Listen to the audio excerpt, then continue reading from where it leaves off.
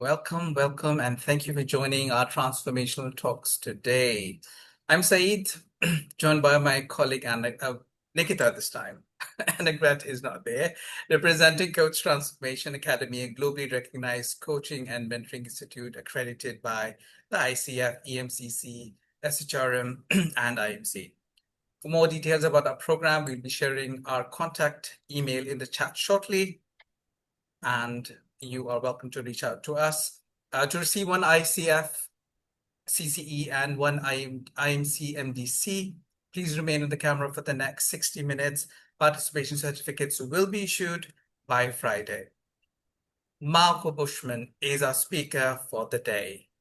He's a master certified coach and an engaging and insightful leadership expert, team and executive coach, international facilitator, and best-selling author.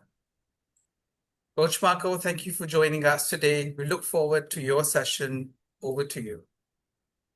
Saeed, thank you so much for the invitation. And for everyone who joined, I would say good afternoon or good evening, wherever you are. Might even be good morning, not sure where you come from. But I'm looking forward for the next 1 hour to work with you on polarities. And the session, as promised, will be practical, will be hands-on. I'm going to put you through an experience so that you can actually also see how you can actually work with polarities by experiencing it yourself. And afterwards, I will also send not only the slides, but also a sort of handbook on how to work with polarities. So you get 2 PDFs so that once you have experienced it, you can actually start using it yourself as well. Before I get started, may I ask you to use the chat and just say, what is your experience with polarity work? So not polarization, which is absolutely different, but polarity work. What is your experience with polarity work?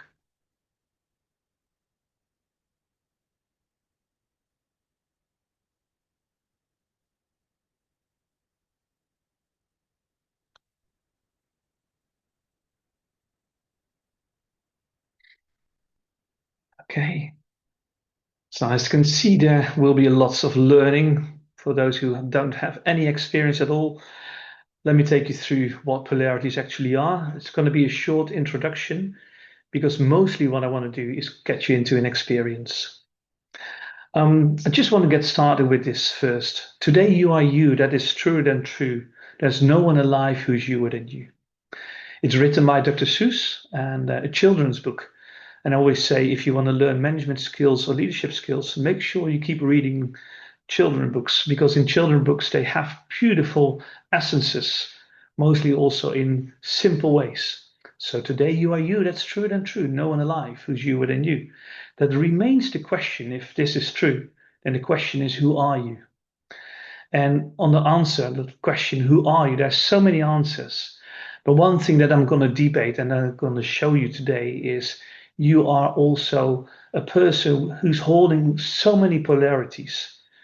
And basically what we do as coaches, as leaders, as managers, as husbands, as wives, as friends, we're constantly working with polarities, although we're not always aware of it.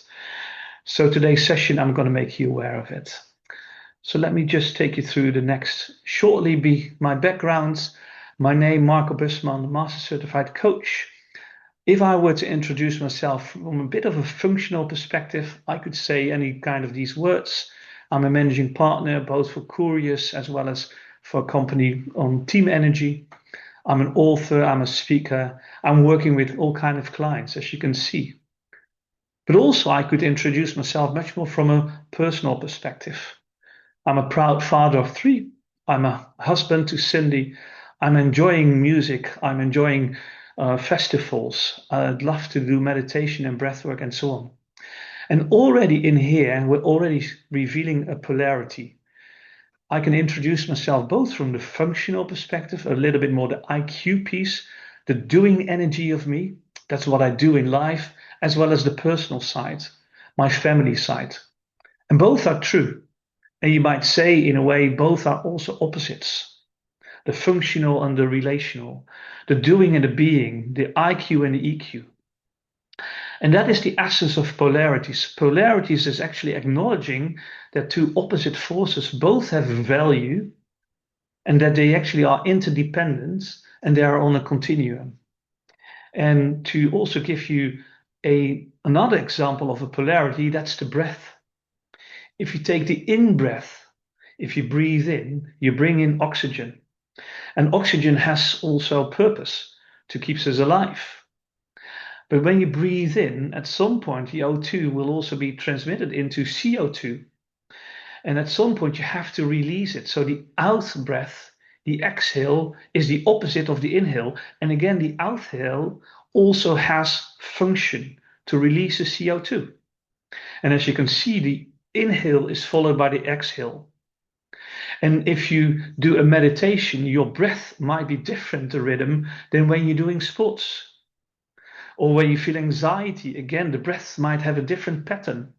So again, it's on a continuum as well. You can play with the in-breath and the out-breath multiple times, and both have value in their interdependence. If you only breathe in or you only breathe out, you will be dead in 10 minutes, probably shorter, because you need to do both.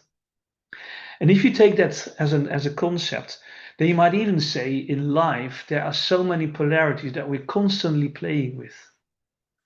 The logic and the emotion. Of course, we should analyze elements, but not only the rational part, there's also the feeling part. However, some people, they tend to lean more to the logic, and there are people who tend to lean more to the emotion. Now, I'm not saying one is right or wrong, depending on the context, one might be more needed than the other. But in the end, from polarity thinking, which I would debate, you need to both come from logic and emotion, or from reactive and proactivity, or from caution and from courage, or from urgency and patience. So, what we do in polarity thinking is actually also embracing the fact that there are opposite forces that both have value, and how can we bring it alive? And when you start working, and for instance, me as a coach, when I work with my clients with polarities, by exploring the polarities, suddenly people start realizing that they have a tendency to lean to one side over the other side. And actually, what we're also going to show you is if you start really exploring the polarities, you're going to see that the one side is less activated within yourself. Mostly there's a fear underneath that's holding you back. And again, through polarity exploration, through polarity mapping, we make that really visible. And that creates breakthroughs for people because they start understanding how they work. Now, let me take you through on how to do this, because this is all the theory, but I trust you will learn so much more by just doing it yourself.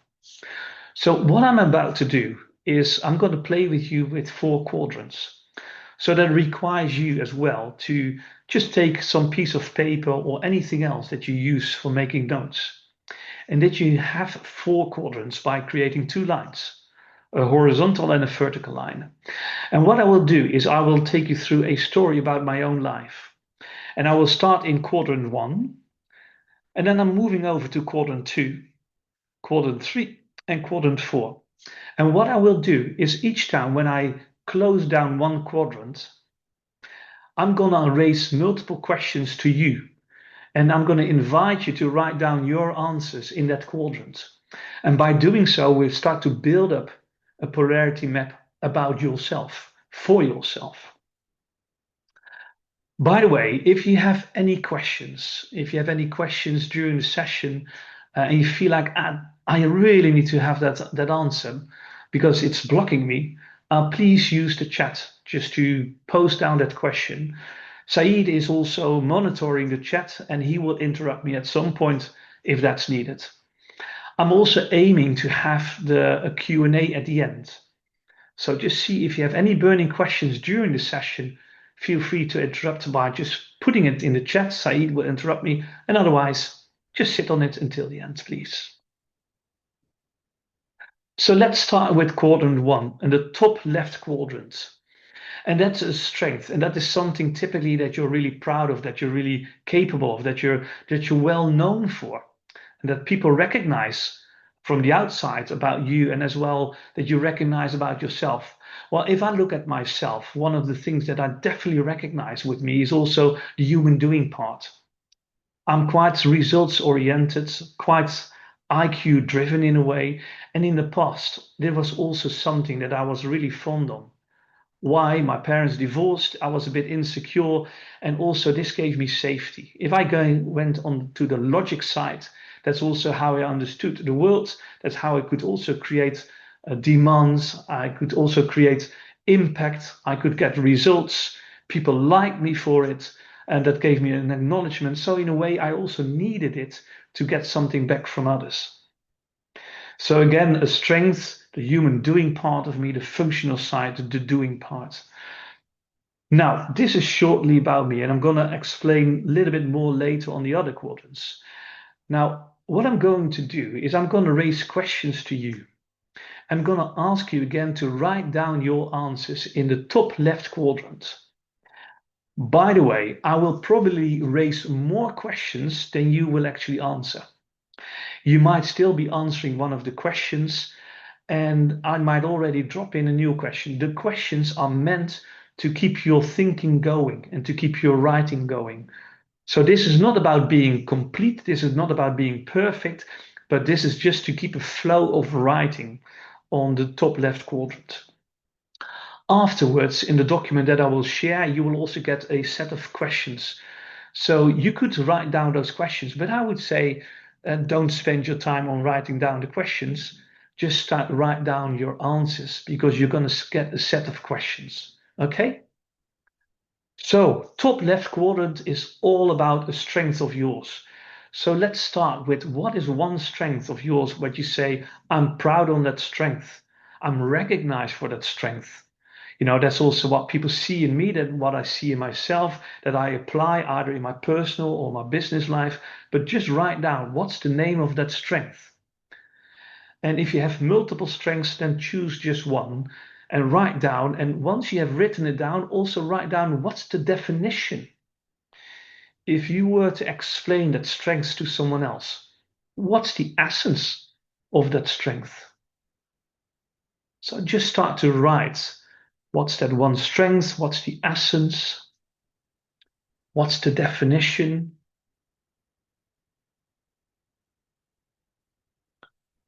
And when you start to write about it, also share with yourself what's the impact of the strength? What's the impact? The impact on yourself? What do you notice when you apply the strength? What do you feel? What do you observe within yourself? Maybe even what do you think when you apply that strength? But also, what do you notice? What's the impact on other people? And what's the impact of that strength on when you use it in a business setting, in a team setting, or with a client?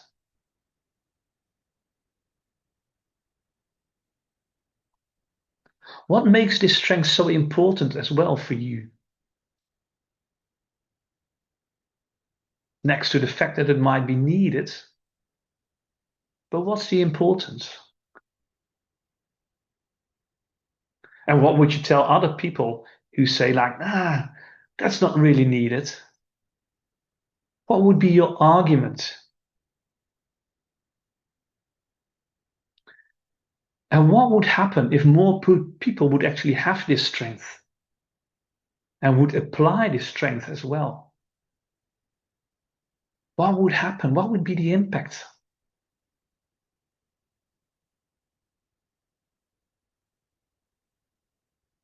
And while you're writing, just notice as well also what's happening right now, what is going on in your thinking or in your feeling, what sensations are here. Do you feel proud? Do you feel seen? Whatever comes up, all is good. There's no right or wrong here. Those are your answers and your answers only. So you're not going to send it to someone else. So just be brutally honest with yourself here.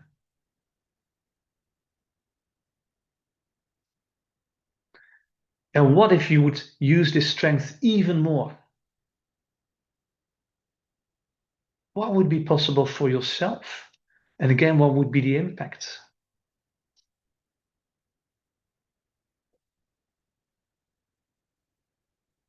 And maybe even in what kind of situations do you typically use this strength?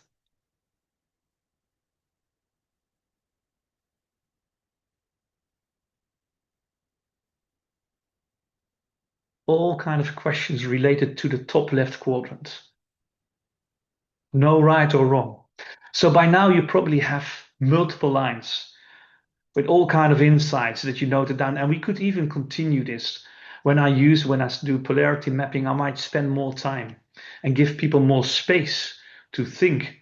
And then we can talk about it, and we can make notes, and they can make notes, and we can explore more underneath what does it mean and how does it work and how do you show up, and if someone were to observe you doing so, what else would they see, and so on. So you could actually really explore this quadrant much more in depth. But also, given the time, I only have 1 hour with you, and I really want like you to understand more about the essence of the methodology rather than being complete. I'm going to stop here. So again, reread your answers here. Just reread your answers and reconnect with all the things that you have written down on this strength. And again, you've chosen only one. We could do with multiple, but we only do with one for now.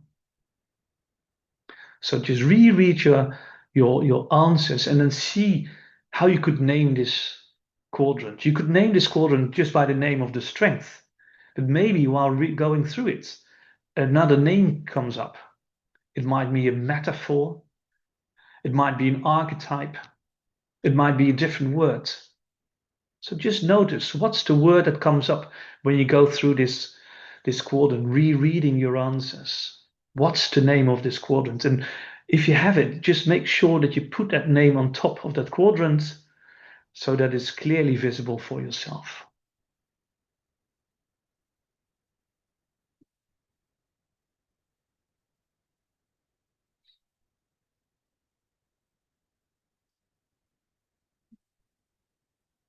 Okay, I'm going to take you away from your answers in quadrant one. I'm going back to the theoretical frame by just sharing a little bit more of my story here.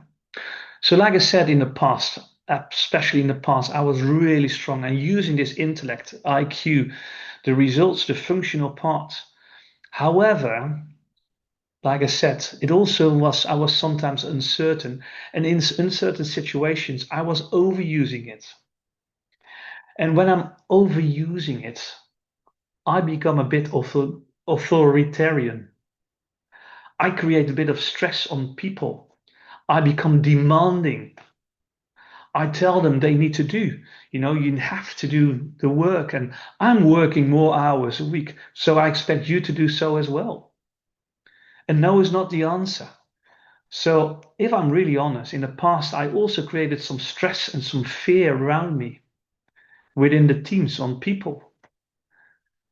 And again, as you can imagine, using my intellect and also seeing that I didn't not always know how to deal with it, but I kept using that IQ to analyze because underneath somewhere I felt like, but if we deliver, they will see in the end, why this was the good choice, why we had to move forward, and why we had to keep pushing for the results. And sometimes neglecting a bit of the health. So that is me overdoing it. Now let's go back to you. Let's go back to your own quadrant. So I'm going to raise more questions and I'm going to ask you to go to your bottom left quadrant, the second quadrant. So if you look at your first quadrant, that strength, all the positive, when you're really effective. So what are the circumstances when you overdo it? For instance, if you're empathetic as a strength, at some point you give yourself fully away just to really understand the others. And you really dwell into them and totally forget about, oh, but there's business as well, for instance. So what are the circumstances that you start overdoing, overacting your strength?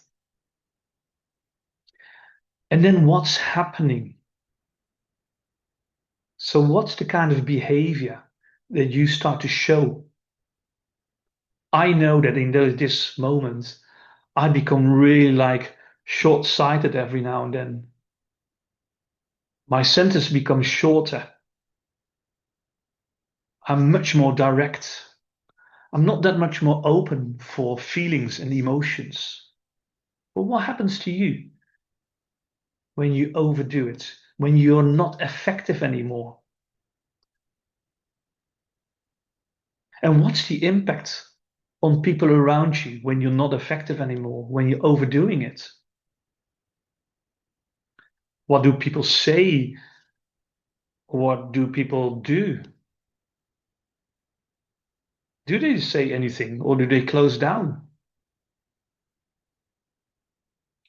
Also, when you start to overdo it, really, what's the impact on the business or what's the impact on the outcomes? Or if you start doing it in your personal relationship, what's the impact on the people around you, your family or your friends, or maybe even strangers?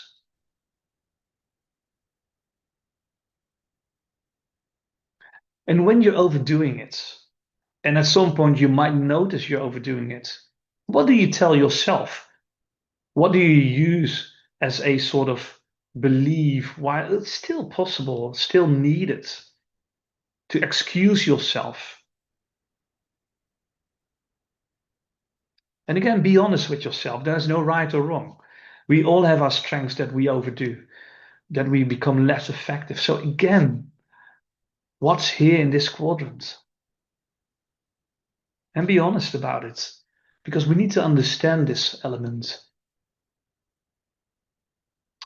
And by the way, if you look at this behavior, what are your thoughts about yourself if you have any judgments on yourselves while doing this? What do you tell yourself? Not only to excuse yourself, but if you're really honest, sometimes you just know, and we have a judgment about ourselves as well. Or if you see other people who are also doing this kind of behavior, what is your judgment about the other people who are doing this behavior, who are overdoing whatever you're doing? Or what is it that you may be even telling about those other people?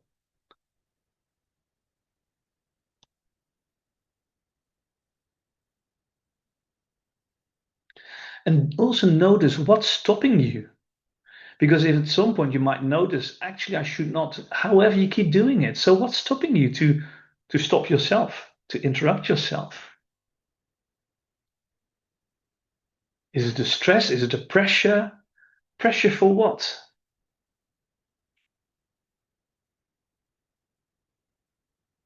Is it a fear?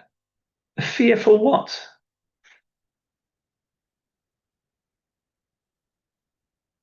And of course, this also brings positives.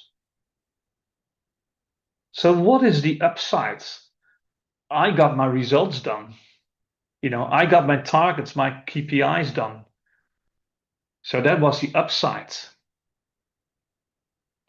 So what was the upside when you were overdoing it? But also, what's the price you were paying for it? The price I was paying, I sometimes felt lonely.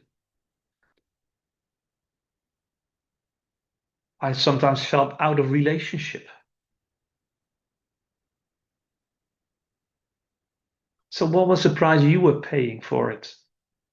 Again, no right or wrong, but just being honest with yourself here.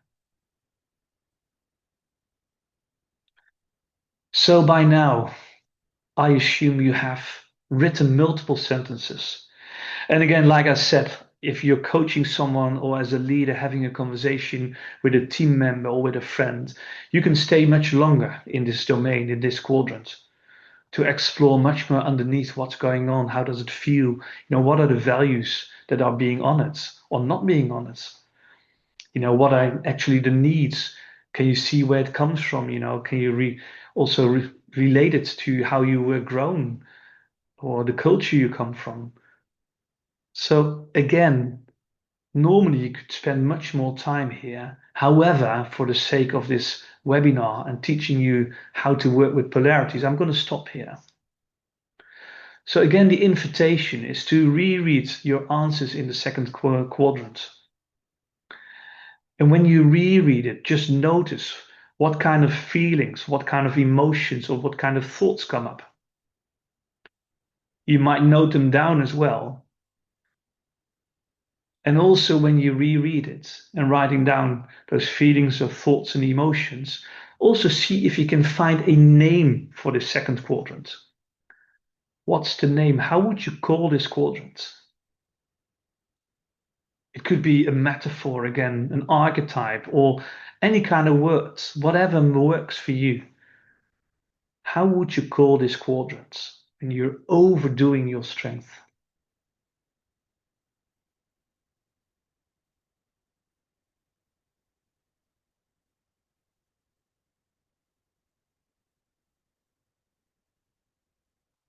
And again, if you don't have the name, that's fine.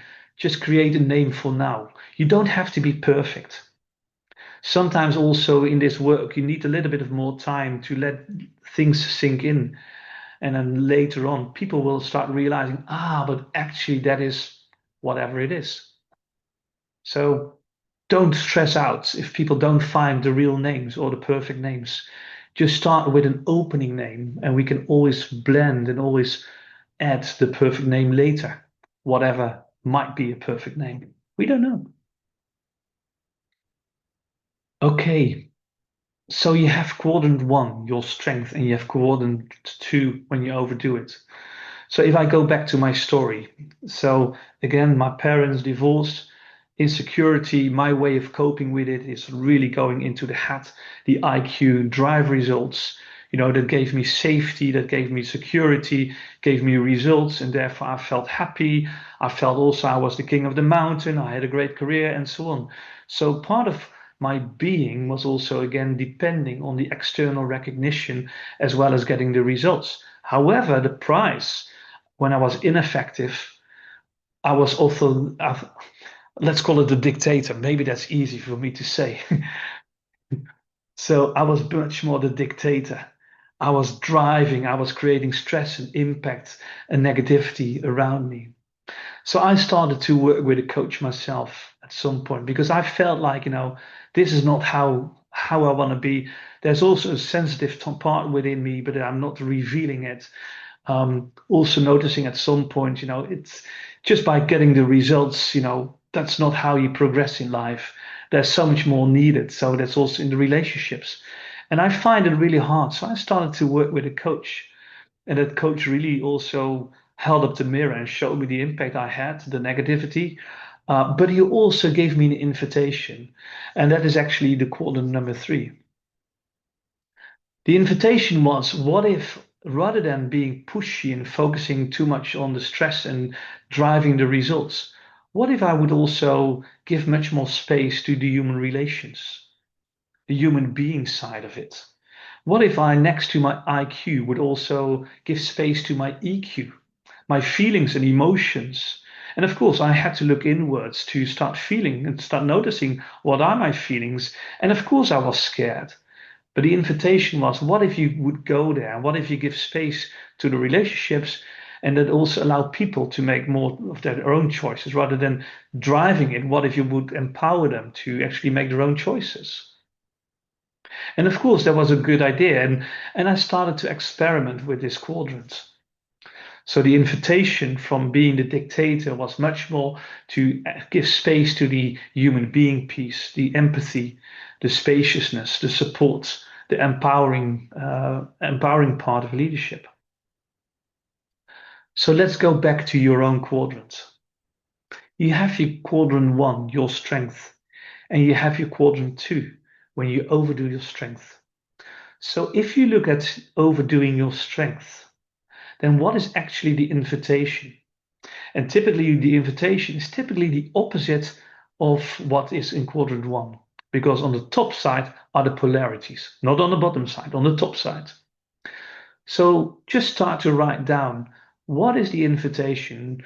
What could you do differently? rather than being in your bottom left quadrant? What kind of behavior, what kind of strength could you invite in much more? And again, if you don't know, just see what comes up. Start to journal and see what comes up by writing.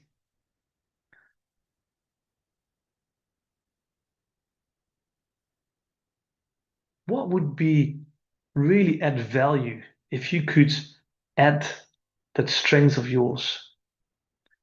Or what kind of value is needed much more that you need to give space to? For me, it was much more giving space to the empathy part and being spacious and empowering. What is it for you? And also, what do you expect would be the outcome if you would give space, much more space to that side of you as well?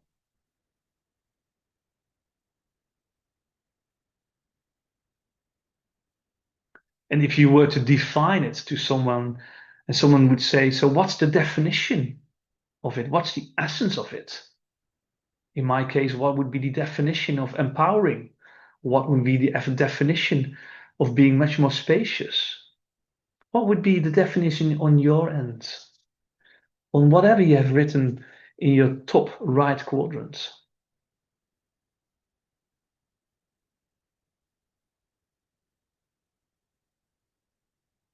And if you would start using it, how would it make you feel? If you would be capable of using that much more, or even if you would become a role model on it, how would it make you feel? What would you tell yourself? But also, what would other people say about you if you would actually give much more space to this dimension as well?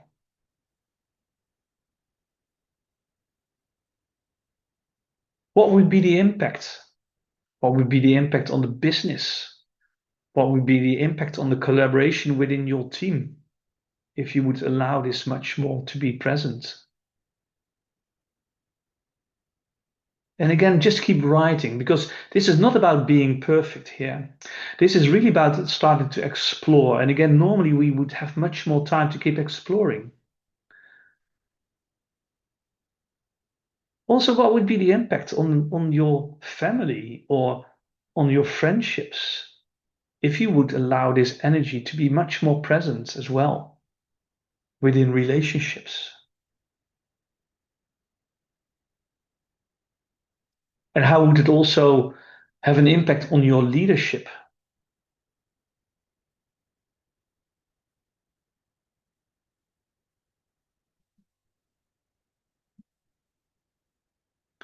So just notice also, what do you feel? What do you sense right now? What's here right now in this moment? And again, without any judgment, no right or wrong, just what's here now while you're writing in this third quadrant. What's the possibility that opens up?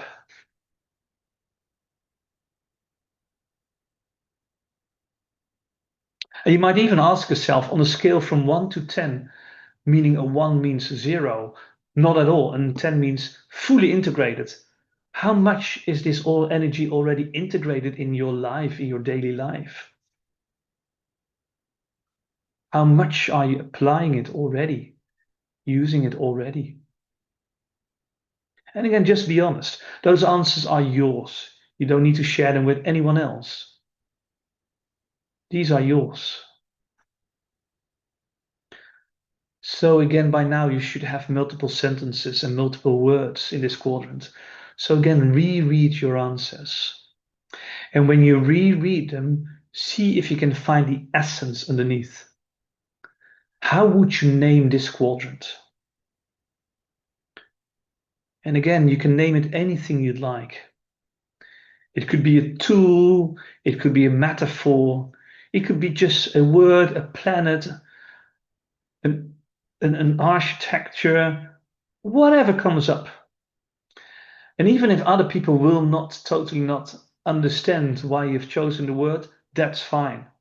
because most important is this is that you need to understand the word and what it stands for.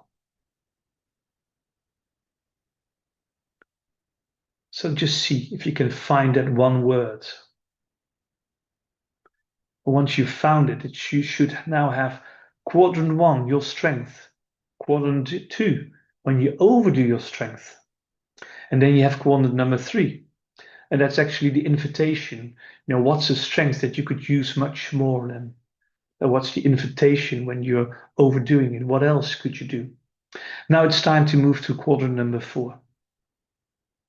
And of course, I was working with my coach, and my coach was also inviting me to be much more empowering. However, I found that really hard. Why? Because mostly, if you want to go there are also fears underneath. And you could give me the tricks on how to be more empathetic or how to be much more empowering, even when we don't know. I should give more space. But if as long as the fear is underneath, it's really hard to go there. And one of the fears for me that's underneath is like that people would say I'm insignificant, that I'm a yes man and a good for nothing man.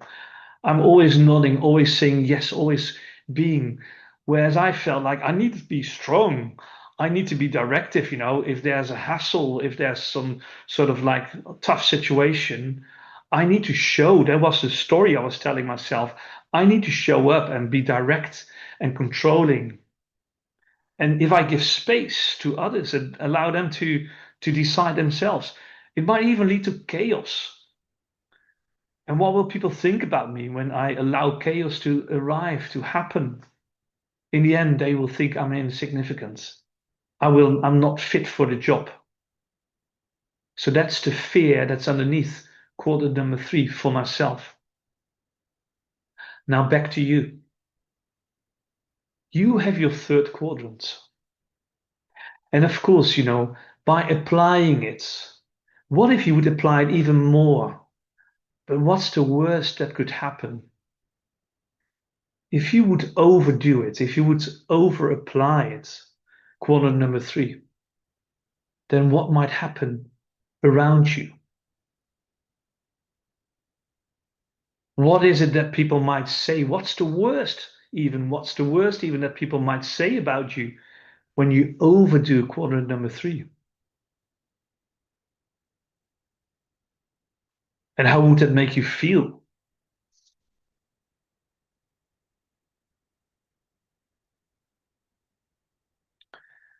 And you might even see people around you who behave this way. So, what is your opinion about those people who behave this way? The way that you would like to avoid, obviously, because it's your fear. And really, if you would do this big, big time, what would be the impact again on not only on yourself and how you look in the mirror to yourself, but also how people would look at you? What would they think about you or say about you? What would be the impact on the business? What would be the impact on relationships, on friendships, your family, if you would go there? I would shy away at some point. I would become a bit invisible. At least that's the fear. So I'm not even sure if I would be invisible, but the fear of fear being invisible is something I would love to avoid here. So what would you really like to avoid?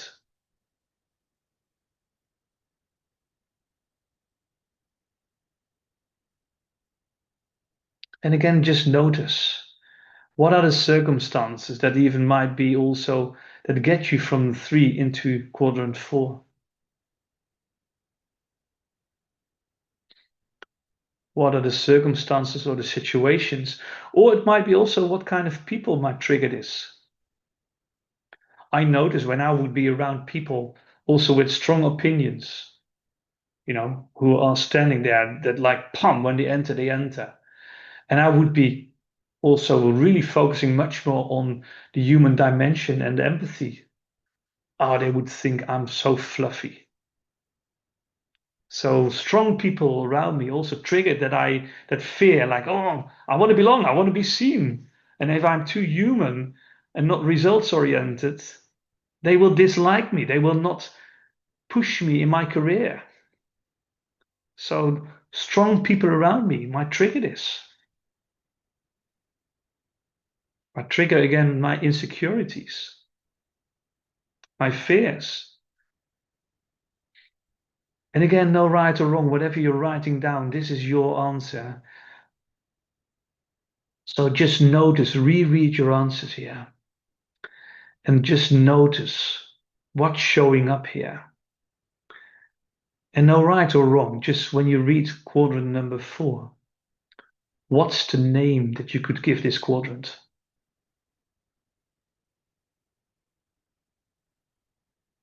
And whatever the name is, as long as it makes sense to you, that's fine. Again, it doesn't have to be perfect. You can always think about it afterwards. But for now, just notice.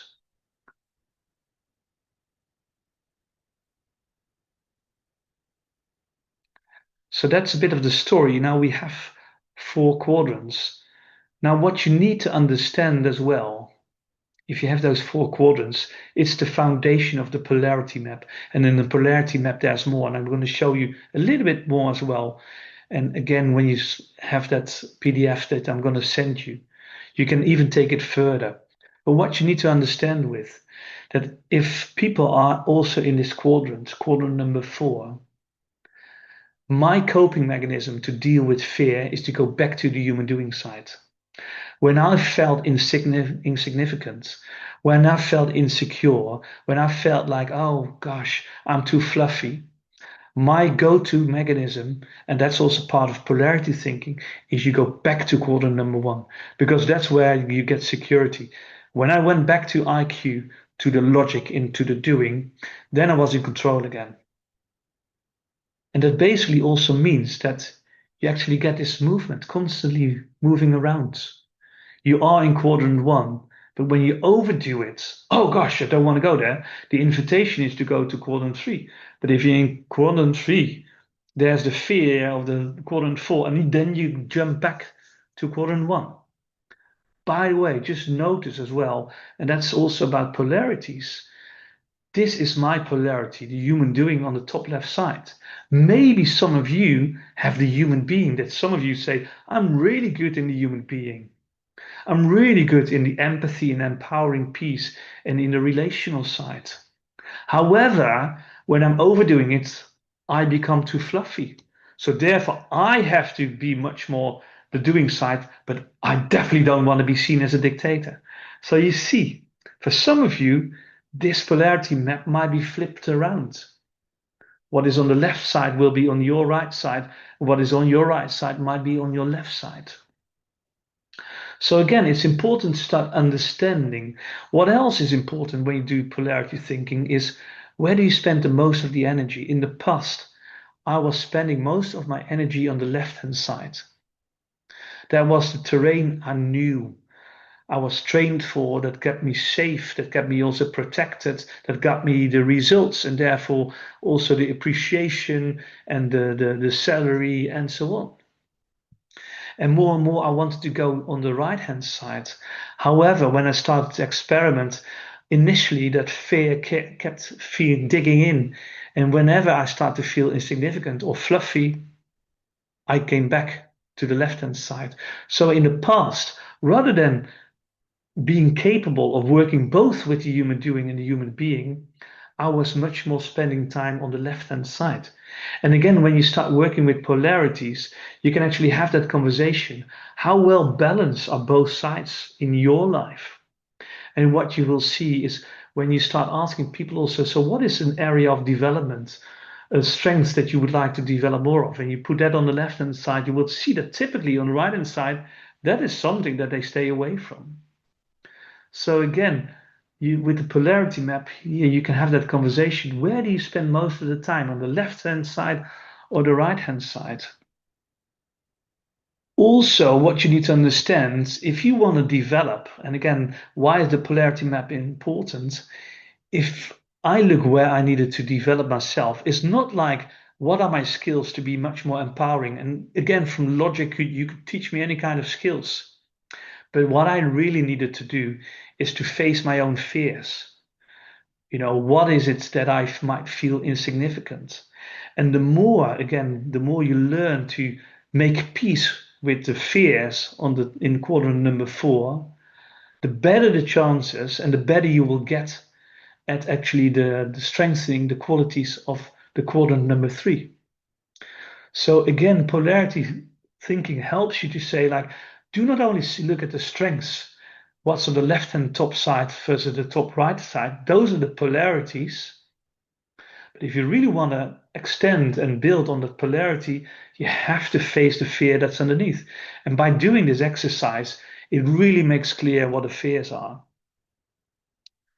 Furthermore, if you look at the polarities, and we just have done one polarity map for yourself, but if you would start doing much more polarity mapping, if you would see much more like what's underneath, what are also my overdoing and my fears, that also will show you the deeper fears as well as the higher purpose. So again, if you take the polarity map, everything on the bottom side, the side that you want to move away from, typically, if you have more polarity maps, you will start seeing what is my deeper fear as well, what is your higher purpose. So before we go to in Q&A, let me just pause this for a sec, because I just took you through a personal journey. And Said, I can also see in the chat 13. I'm not sure even if it's questions or anything else, or it might be just the answers from my first question. But two questions. One from Sanika reached out to you. It says, while moving from quadrant 4 to quadrant 1 to feel safe, Yeah. wouldn't people see it as having a dual personality? How do we deal with Mhm. this? I would say it's not a dual personality. It's two sides of the coins. In polarity thinking, we say we all have two sides of the coins. So, you have your strengths and your weaknesses. Again, like I have my IQ as well as my EQ side. However, since I was not well trained yet in that moment, and I was still in a sort of survival mode, the quadrant 1 was my survival mechanism. I've now learned to make peace with my insecurities, also to give space to my empathy piece. If I don't know, I don't know. If I feel insecure, I can just be honest about being insecure. And therefore, I don't need to protect myself anymore with my IQ. So polarity is much more map out how the patterns are running. Um, and we all have both sides, if we're really honest. You just basically mapped it out yourself, I would say. I hope that answers, by the way, the question. Okay, thank Thank, you. What would be thank the you, Marco. second question, Said? Sophia says, is it about balancing the polarities? Well, the point is, it's about and. Depending on the circumstances, you might sometimes lean much more to the left or to the right hand side. Because, for instance, if there's a fire in the building, we could say, let's also move to the right hand side and be empathetic and have questions and answers, and listen to all different perspectives. Maybe you need to be directive. Given that context, you need to be directive. You have to come with answers and directions. So, again, depending on the context, there's a bit of a need to sometimes lean a little bit more to the left or the right hand side. However, and that's the part of polarity thinking, in the end, it's about thinking rather than from or, either I need to be directive or I need to be empowering. The question is, how can we be directive and empowering? So, if you look at life or in leadership, there's a distinction between making choices and working with polarities. A choice has an end state. Sometimes, if you're going to hire a person for a job, you do an interview, and that's not a polarity. You have that job, you talk to them, and you say, got it, you're the right candidate, I hire you for the job. And that is the end state. So that's a decision. However, sometimes there's also situations when you're leading the team that somehow you have to give boundaries and set directions, and somehow you have to sometimes be a bit directive on it. And on the other hand, you also have to give space to people so that they can also just take that space to come up with their own solutions and directions. And rather than choosing, I have to be directive or I have to be empowering, the question is, how can I be as a leader both directive and empowering? And that's part of polarity thinking, that is an and instead of an or. Again, I hope that answers the question. We got next from Prashant. He says, what if my strength to other people can be weakness because of people's tendency to know everything, especially in egoistic people? Well, the point is, by definition, one of your strengths might be a weakness for someone else. And now we're talking about also why people might have opinions about you on one of your strengths. I would say that also probably has to do not only with you, but also in the development state of the other person. How can they stay open and curious and also can see the benefit of both sides? Because in the end, and that's again is the definition of the polarity, it's opposing forces that both have value, that are also on a continuum and are interdependent. And as soon as people start judging the opposite sides, then they don't see actually what's the strength and the benefit of it. So therefore, there's something else is going on. But I would say go back to yourself and just see like what is the strength that I see in both sides and how can I apply it? Now, if that person also has an impact on you, and it makes you feel small or makes you feel insecure, then I would say this person is triggering something within you that you need to explore. So probably you need to do some polarity mapping here with this person in mind. And here we've got Fatima. She asks, what will be the right action to take to move to the next quadrant if I am stuck in any of the quadrants? That's a good question. I'm not sure if you're stuck, but then the question probably is much more, what are the circumstances that create stuckness in this quadrant? If you feel like you're stuck, to unstuck yourself, it's pretty hard.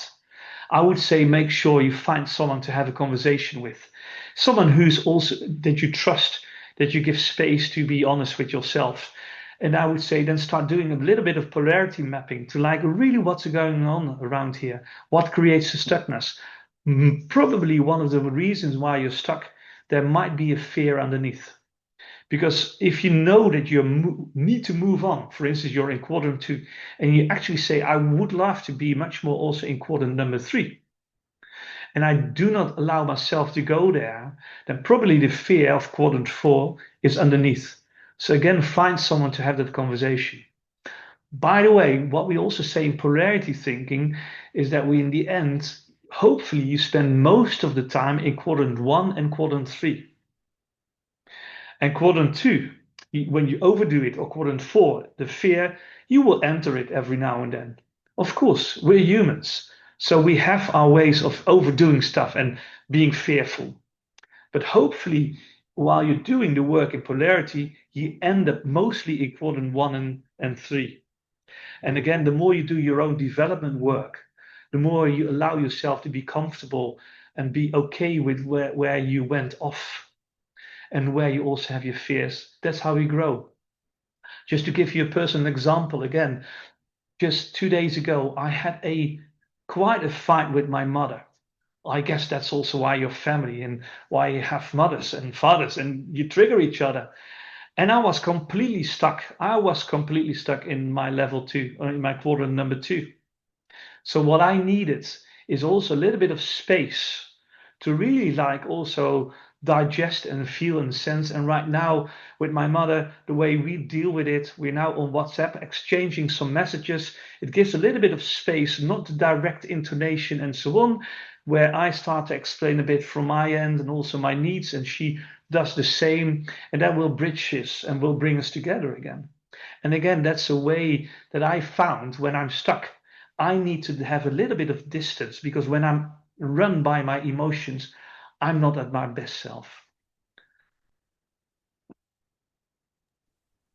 Thank you. Any other questions? Yes, we've got about two more. Larissa asked, so basically this is the same thing as a law of polarity. Where there is pain, there is also potential. She says further, or where there is gain, there is also where there is gain, there is also gain. It is, although I would Is say the if same law differently interpreted, or they are so let me just elaborate a little bit on it. If you take it from polarities, the polarities are the top sides. So the top sides are the both of the strengths. And what you want in polarity thinking is to really see and embrace the two opposing forces that both have a value. So in polarity thinking, when you're on the top side, we do not typically think about pain or talk from pain. However, if you overdo one of those, you might end up in the pain. So that's the downside. But what we want in the end, so from that perspective, now let me rephrase. From that perspective, I would say, of course, when there's pain, there's gain. Because when there's pain, there's probably also the invitation to go to the opposite. In this case, if the pain would be in quadrant number two, then probably there is something to gain in quadrant number three. But in the end, what you want from polarity is to see how can I really build on both of the strengths without that I jump into fears or in overdoing or any pains. And the more you are capable of working on the top side, that's where the work needs to be. wonderful. We've got three more questions. I think we will be able to do it in the next 2 minutes. Julie asks, is polarity exploration good for team forming? Absolutely. As a team, you can also just explore the polarities. How, as a team, do we work with being structured or unstructured? How do we, as a team, work with both that we have to have the prediction as well as also we have to experiment. So again, polarity is not just individual, it's also something that is happening at the team level. And certainly you can do that also at the team level. No problem at all. Sophie asks, if I notice these tensions of outbalancing the polarities, how do I move between them? Well, I would say I would celebrate first because if you notice, you're already halfway, I would say. Because if you don't notice, you cannot change anything at all. So, which is already quite good. Now, the question is, if you notice it, how deep is it ingrained? If I go to the example that I used, it took me several years because the pain that I also got from my divorce and the uncertainty and so on, I really needed some decades to really get over it. Now, I'm not saying for all polarities you need decades. Some of them are easier to overcome. So the question in the end is like, if you notice them, start working with them, start acknowledging them, and see like, can you do it yourself, or do you need some professional support from a coach, a therapist, a friend, or whatever? But just start having that conversation, that honest conversation, or courageous conversation. That would be my answer for now. Thank you. Last question is from Shirley. Is it recommended to get input from others for the polarity mapping versus doing it entirely by ourselves? That's a good question. I would say start with just mapping it out yourself first. Really start acknowledging like where am I, what's my way of thinking, how do I look at myself, what do I know about my patterns, what's working, not working, and so on. And of course, have a good sanity check with friends or people around you that you trust, that you also know that they are willing to be open and honest with yourself. And again, you will have beautiful conversations, but I would say start by doing it yourself first.